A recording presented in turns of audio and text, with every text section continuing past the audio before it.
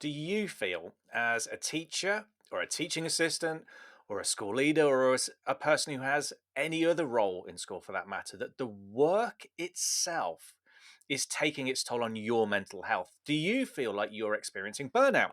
It's a cliche, but it's a cliche because it's true that you can't help and support and regulate children if you're not in a good place yourself. It stops you teaching effectively.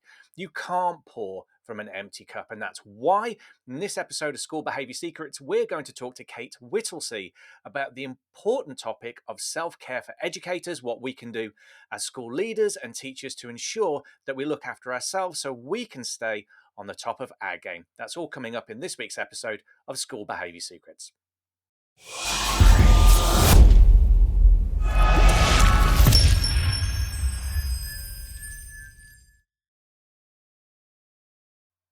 Hi there, Simon Currigan from Beacon School Support here, and welcome to this week's episode of School Behaviour Secrets, where we're going to explore the impact of working in schools on the adults' mental health, whether you're working in school as a teacher or a school leader. And I'll be joined in a moment by Kate Whittlesey to share her experience and knowledge on that topic. And she's got some practical suggestions to support you, whatever your role in school is.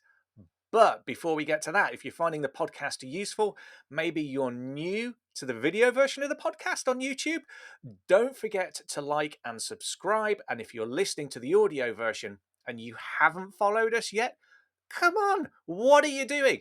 Pull out your phone and hit the follow or subscribe button so you never miss another thing. It's completely free. And one last request, if you've got a friend or colleague who would find the information that we're sharing today useful in their work, please don't forget to share it with them. It's the easiest way to help the show grow, and it takes just 30 seconds to forward them a link. All right, that said, let's jump into this week's focus, what we can do as educators to make sure that we're looking after our own mental health so we're better placed to support the students in our care. I'm very excited to welcome Kate Whittlesey to the show today. Kate is the director of the SEND Advisory Team, an educational consultancy firm specializing in the development of whole school and maths SEND improvements. By the way, if you're coming across the term SEND for the first time, it means special educational needs and disabilities.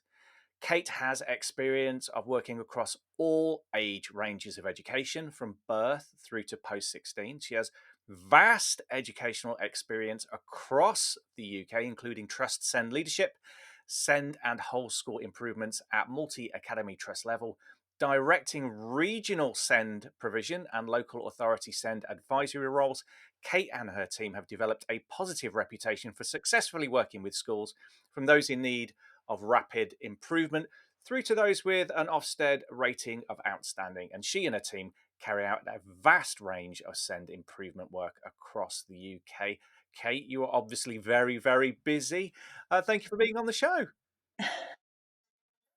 Oh, thank you for having me. Thank you. It's an absolute pleasure. It's great to have you here. So today we're going to talk about mental well-being for teachers and the impact of working in schools on teachers and teaching assistants and school leaders and anyone with a role in school.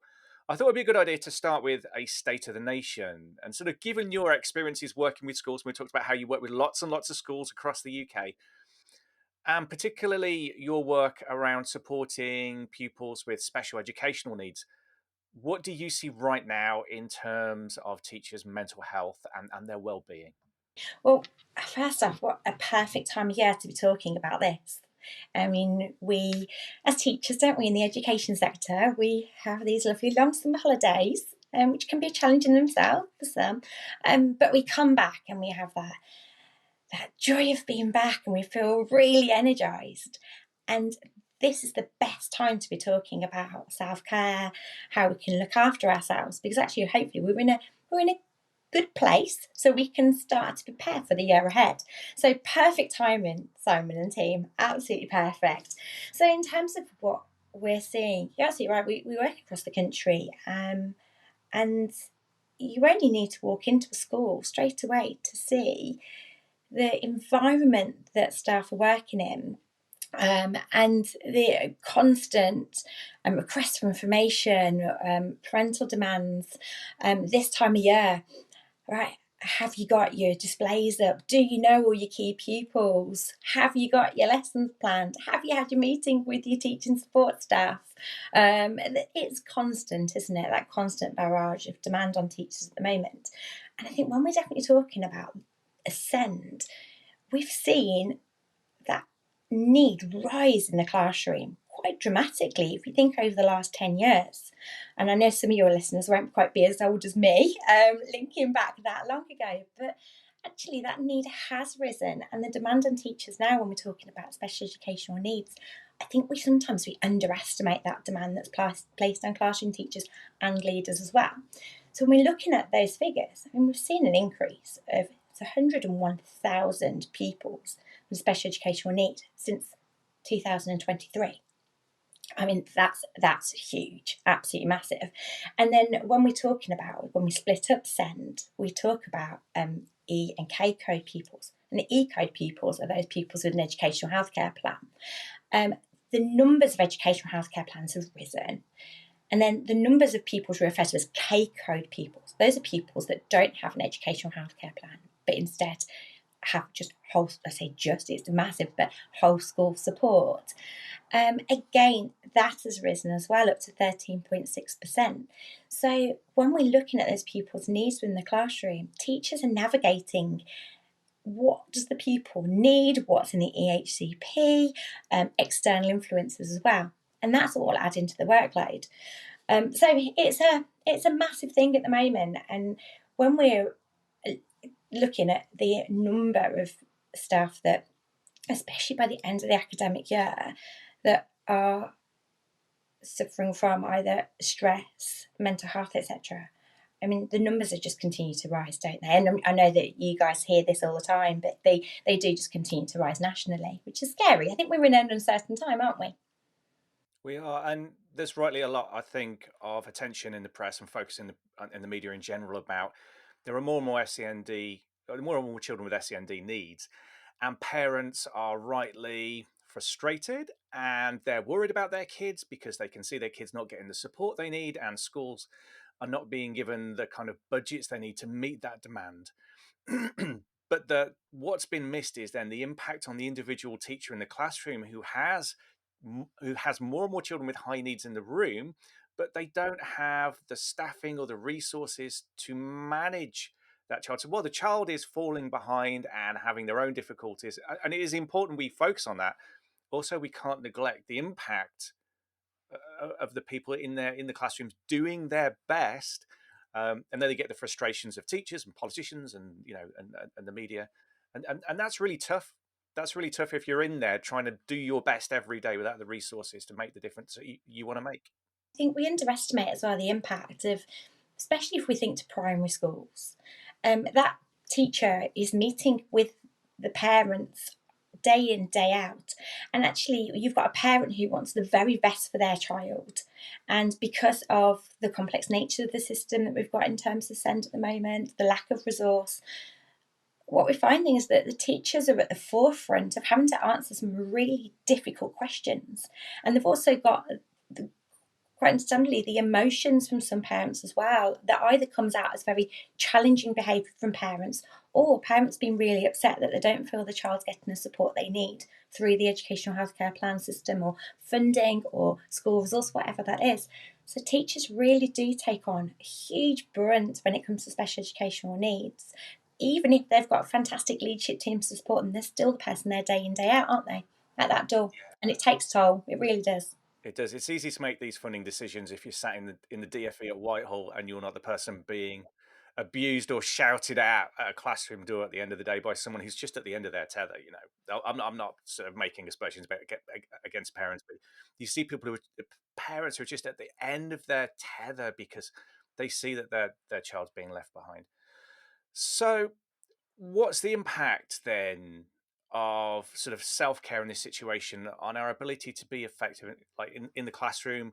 Well, not just the classroom, I'm thinking about teachers and school leaders here because we have a mix that listen to the program. So what's the impact on their actual effectiveness, their ability to do their job day after day after day?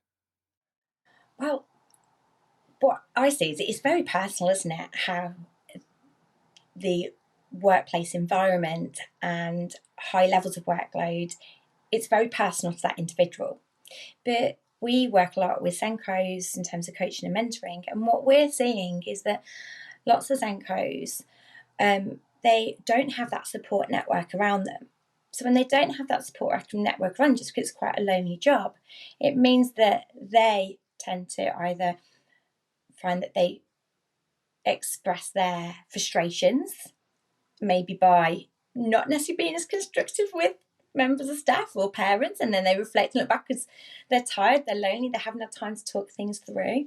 It might be actually that, I know we're going to discuss burnout in a short while, aren't we, in terms of what that looks like, but actually then you have got stress that rises as well for key individuals.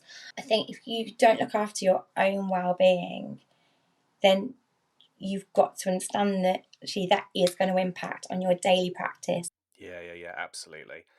And I'm just thinking, so if you're working with someone who you suspect might be under those stresses and strains, what should we be looking for in terms of what burnout looks like, or that kind of like path to burnout, if that makes sense? What are the warning signs? And again, I guess we're talking about teachers or school leaders here. That's it. And I think we need to talk about everybody, don't we? Because people, regardless of your position within the school, we work within the education sector. So we find that we do have similar challenges, obviously to different degrees.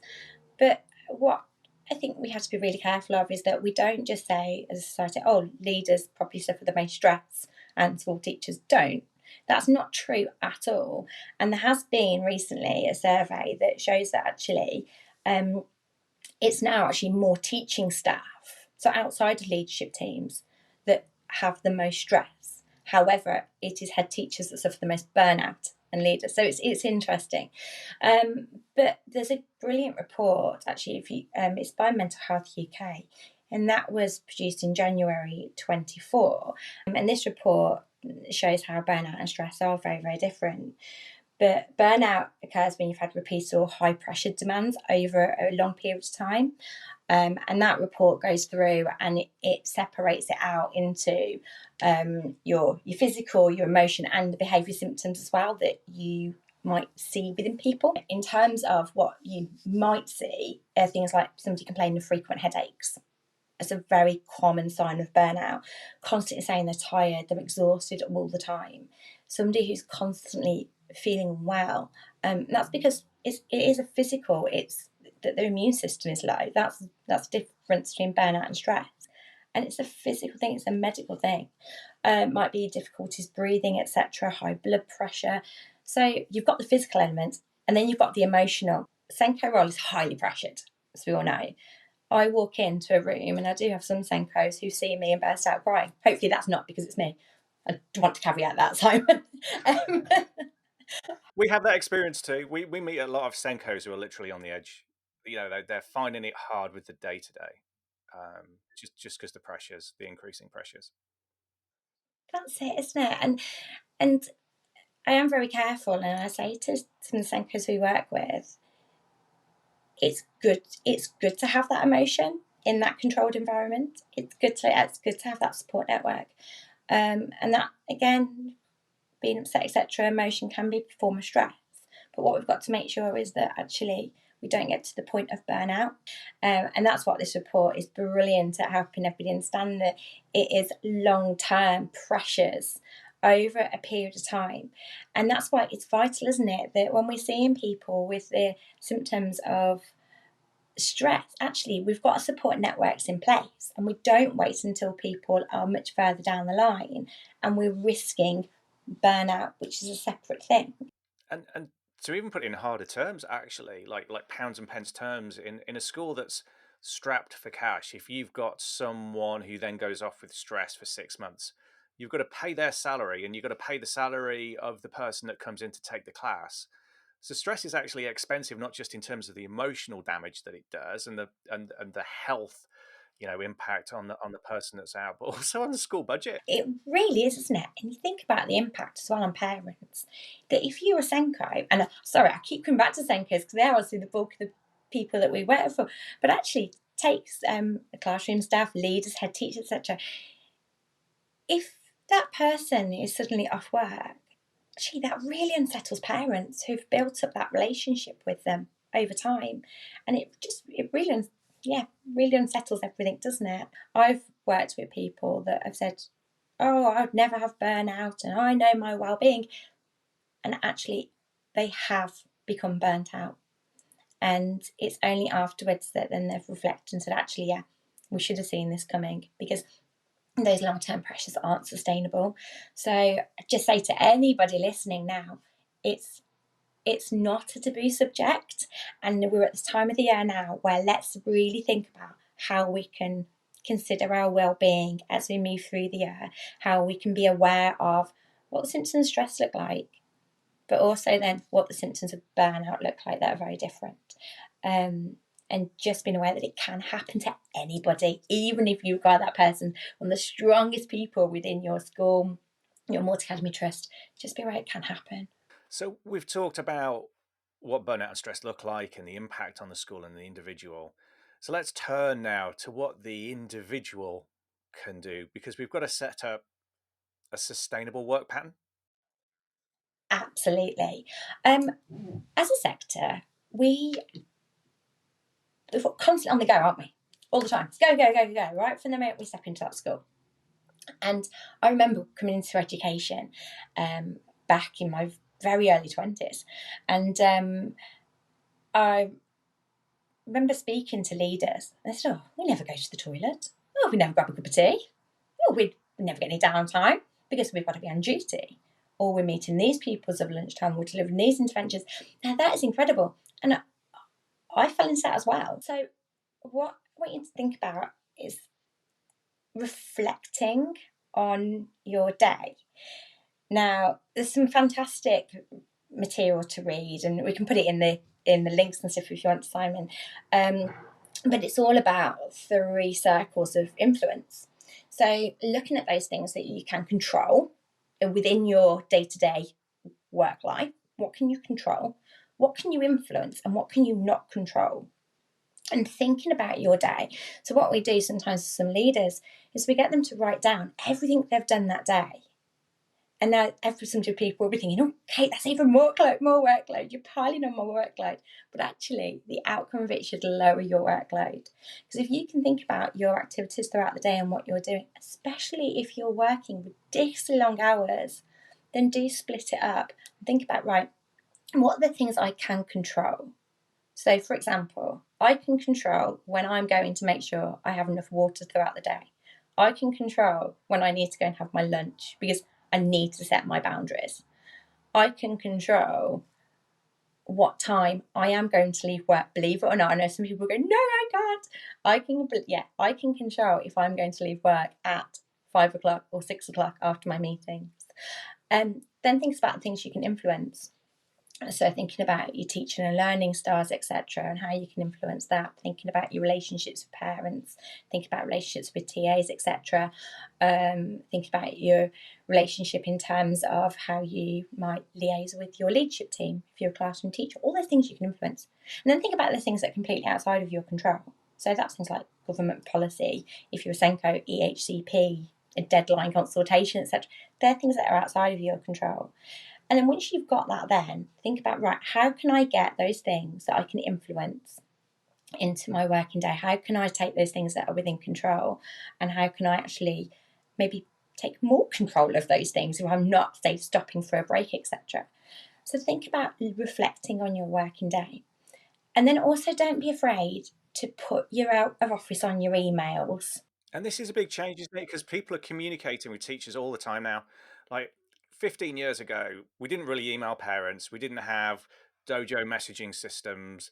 You, you would have a stressful day, but then you could walk home, maybe with a ton of marking, but you weren't having people pinging you, expecting instant communication. That's it. And I think that's the massive difference, isn't it, now? That we expect, and parents that are really concerned about their child and might have lots of emotions going as well. It's very quick for parents to sit and send an email and fire go on it.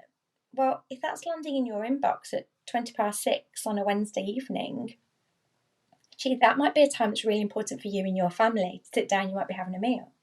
And if you've got it on your phone and it's pinging up on your phone, straight away your attention's moved from your family dining room environment and your own children and your partner or your animals or whatever that is important to you in your life. And it's removed from that, and instead then your brain goes straight back into work mode. So it is making sure that, yes, technology is great, isn't it? And we wouldn't be able to do this, would we, now, without that great technology? But it is thinking about, again, thinking about those circles. Control your emails, control that accessibility. And in your autoresponder, do you think it's okay to say things like, I've got your email, I will get back in, say, 2 days? If you are responding and you're saying to parents that, thank you for your email, I acknowledge the importance, I will come back to you within 24 hours, 48 hours, whatever that looks like in terms of your working week. Remember, if you're part-time, full-time, etc. And then just making sure that on those automatic replies, you do put a link to, if you need emergency support, this is where you can access it. And there are lots of external agencies then that provide that emergency out of our support for parents, so that you're not just leaving a parent who might be at crisis with nowhere to reach out to. But we really have got to think, haven't we, about technology and how it is brilliant, but at the same time it can really impact our mental health and our well-being. So yeah, if I can give takeaways, it would be, yeah, obviously the norm. Obviously, please making sure you're sleeping well, you're eating well, you hydrated, etc. You're doing something for yourself. You've got something to look forward to. All those norms, but also review your day, review the day, look at what you're doing, and then take those control over those things you can, like your emails, for example. Okay, so we talked about the things that we can control independently as people working in schools, right? And then we've got that kind of like middle ground, the influence, and then we've got things you don't really have any control over. So let's think about the next level up. School leaders listening to this, head teachers, deputy heads, assistant heads, the people who are setting the policy and setting the workday, what kind of things can they do? So, one, don't just assume that everybody's going to present in the same way when they're struggling, I think is key. Everybody is different and unique, and you know your staff. So, thinking about actually what systems and processes can you put in place to support your staff. So, sometimes those very small moments of just thanking people, reflecting your staff, actually, what do my individual staff need to support them, makes a huge difference. Thinking about things like, and there's more and more schools that are moving towards 4-day weeks. In some schools, that's not, as a leader, that's not going to be possible for you because your budgets don't allow that. Your staffing structure might not allow that. As a head teacher, you might be in the classroom still because you can't afford as many teachers as you need. But for others, they are able to look towards more of a 4-day working week for their staff. So I think it's very individual, isn't it, dependent on the school. But the one thing I would say is, as a leader, know your staff. Know your staff. Think about the CPD that you can provide as well. Think about, right, what are staff telling you? Have you done wellbeing surveys? What CPD do you need to provide to upskill but also support so that stress is lowered? And staff filling in those as well, you need to sit down and reflect. Please, if your head teacher says to you, fill out this wellbeing report. And there are loads of fantastic apps out there and stuff that does it at the moment. But the information you put into those systems, it's normally analysed, and it normally will spit back recommendations for you in terms of some of the apps that I've seen. But as a head teacher as well, they need to analyse what their staff are saying to them. So teachers feeding into that, take it seriously, and leaders, give it the time and attention you need to go through and analyse, are you seeing any trends? Are you seeing any patterns? Does that link back to DPD? Does that link back to staff feeling valued, etc.? And share it with your governors as well. Because this is a general purpose approach where we're doing surveys, we're looking at the impact of work on our employees, on our teachers, on our teaching assistants. We're celebrating what's going well, which is something we often forget to do in education. But then actually seriously looking at that and thinking, what does this mean for our individual school and our practice? Because all schools are different. All schools have different policies. Trust to trust have different policies. Local authority to local authorities are different. You know, you can have two schools on the same road that have very different approaches to education, and then actually do something about that's meaningful. Absolutely, yeah, that's it. And if I sat here now and said, "Oh, I think everybody across the country should do this," I can guarantee it would fail straight away. So it is just knowing. It is knowing knowing your staff, knowing your school, and not being afraid to address those challenges head on. I'm just thinking, like, teachers and school leaders are often very really conscientious people. So what can they do to balance the demands of their job? And the job does have to have demands, and it does have to be demanding, and we do have to provide a high quality education to the kids and a service to the parents. How can they balance that with this agenda around personal self-care without them feeling guilty about it? One thing I would say is that you need to be, as a teacher, as a leader, you need to ensure that you have got a home life, or you've got well-being, you've got something outside of work that actually you feel secure in, successful in, happy in, whatever words you want to use. But that's got to be your positive. That really has. And if you don't invest in that and spend time on things outside of school, be that family hobbies, whatever that is, then actually you won't have the energy levels to commit to all those parents and children within your school that do need you. We've covered a lot today in this conversation. I always like people to be able to walk away with something they can do. So if you're a teacher or a school leader and you're listening to this podcast, what's the first simple practical step you can take to support either yourself if you're feeling stressed and feel like you're moving towards burnout, or if you're a school leader, what's the first practical thing you can do for your school to to have a positive impact on the stress levels of the teachers that you work with? So there's two bits there, aren't there? So in terms of an individual, be that if you're members, you're a teacher, you're in leadership, head teacher, whatever that is. First thing I want you to do at this time of year is start writing down the positives. And that's not the positives of the great things that other people are doing around you.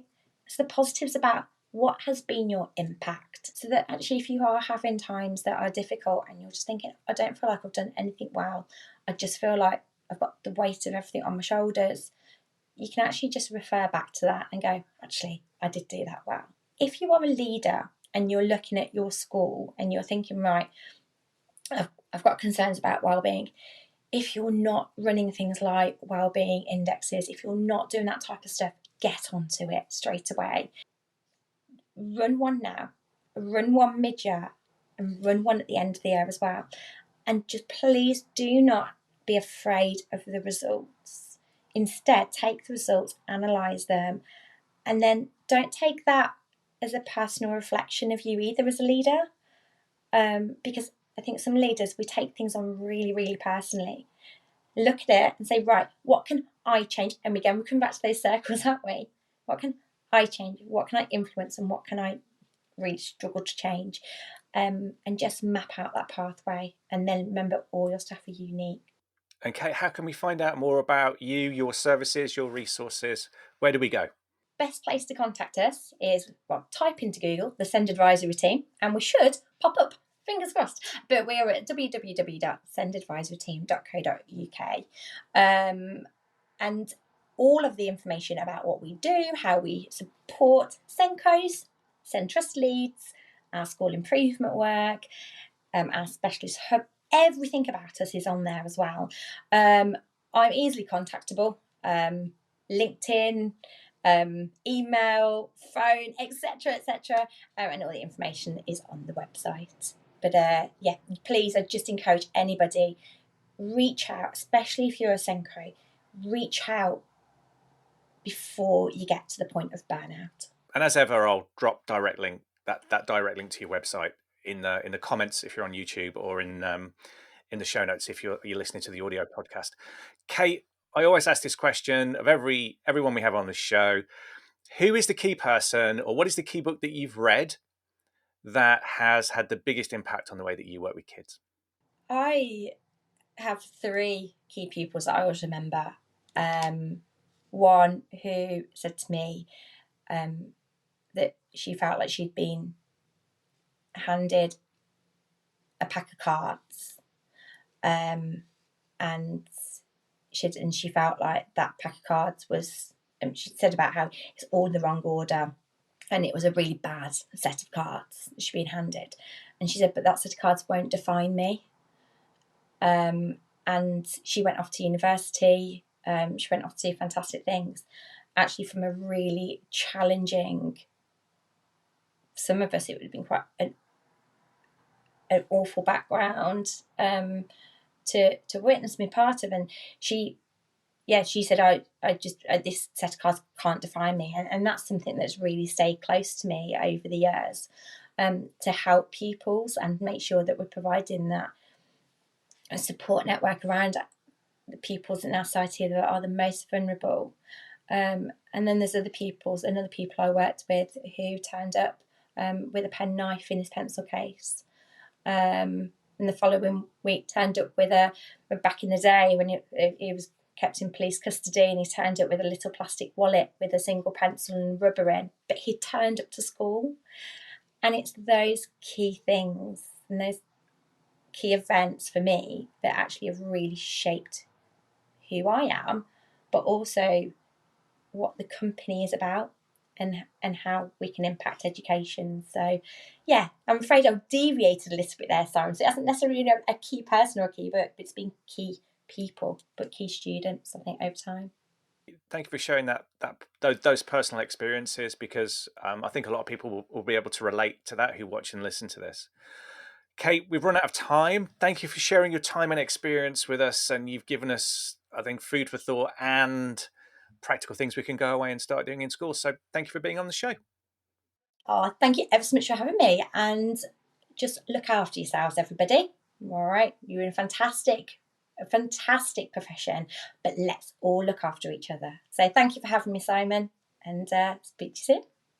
And that was Kate Whittlesey talking to us today on School Behaviour Secrets, all about how you can take care of yourself in the busy, frenetic world of education and avoid that burnout we were discussing earlier. I hope you found those practical tips useful. I'll put the link to her website as promised in the comments if you're watching on YouTube, or in the show description if you're listening to the podcast.